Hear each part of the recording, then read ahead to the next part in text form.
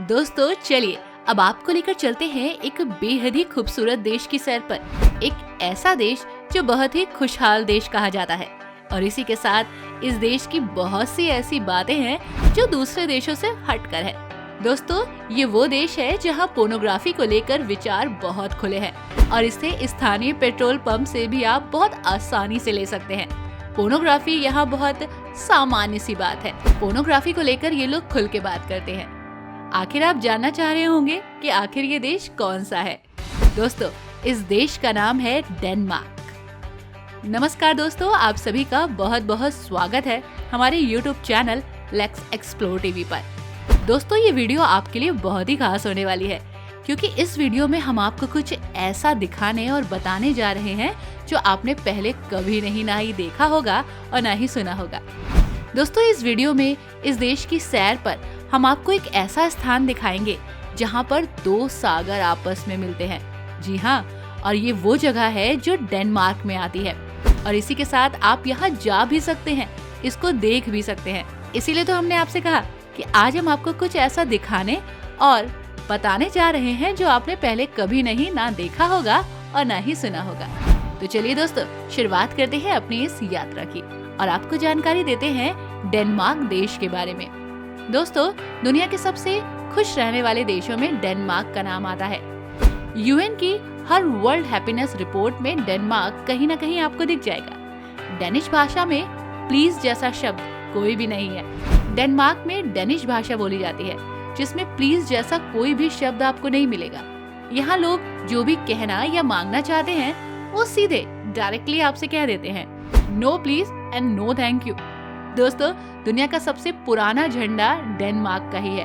दुनिया के सबसे पुराने झंडों में इसे पहली बार 1219 में इस्तेमाल किया गया था और तब से ही ये इस्तेमाल में आ रहा है। ये देश हमेशा से ही स्वतंत्र देश रहा है। डेनमार्क में खूब साइकिल चलाई जाती है दोस्तों। जी हाँ, इस देश में पहाड़ और ऊपर नीचे नहीं है, ये लगभग सपाट है। लिहाजा यहाँ लोग हर काम के लिए साइकिल का इस्तेमाल करते हैं। वैसे यहाँ साइकिल्स के लिए 12,000 किलोमीटर से लंबे साइकिल ट्रैक्स बने हैं। यहाँ साइकिल पर सवारी एकदम सेफ है और यहाँ की आबादी के 75% लोग हमेशा साइकिल चलाते मिल जाएंगे। डेनमार्क की राजधानी कोपेनहेगन है जहाँ लोग रोज तकरीबन 3 किलोमीटर साइकिल चलाते हैं। दोस्तों ये सभी का फेवरेट ट्रांसपोर्टेशन है।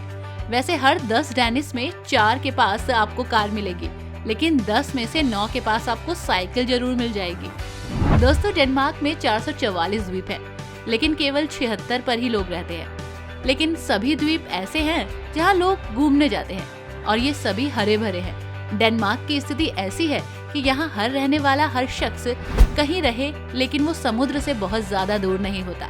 जी हाँ दोस्तों, यहाँ समुद्र से सबसे ज्यादा दूरी किसी जगह की है तो वो है सिर्फ 52 किलोमीटर। इसका मतलब ये है कि समुद्र यहाँ लोगों को छोड़ता नहीं है, आपके आसपास ही नजर आ जाएगा।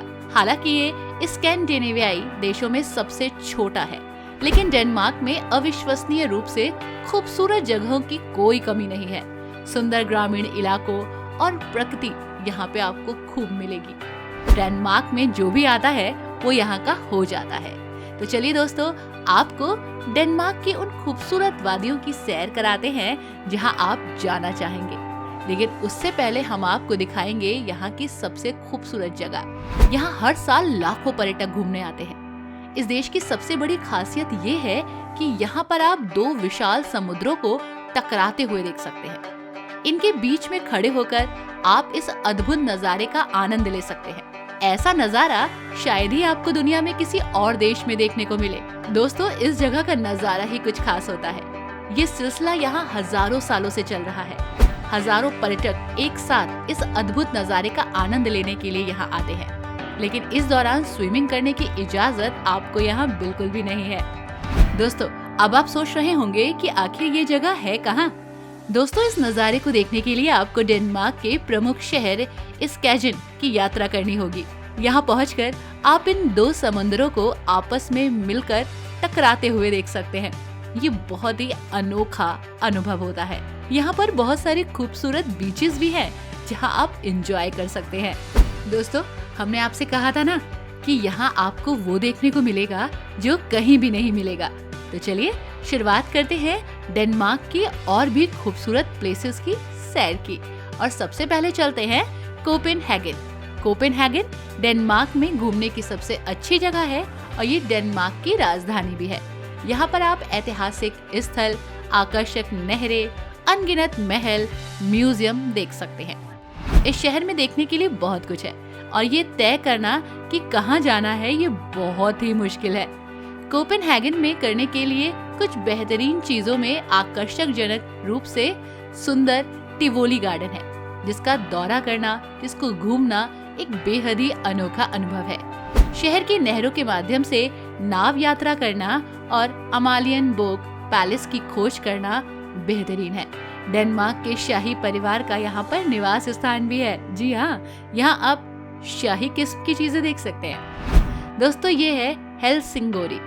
हेलसिंगोरी, जिसे एल्सिंगनोर भी कहा जाता है, एक सुरम्य समुद्र तटीय शहर है जो कोपेनहेगन से ट्रेन द्वारा केवल 40 मिनट की दूरी पर है, जहां आपको सक्रिय गलियां मिलेंगी, आरामदायक कैफे मिलेंगे, खूबसूरत जगह मिलेंगी, बहुत ही ब्यूटीफुल इमारतें भी मिलेंगी और ये देश अपने में इतिहास को समेटे है।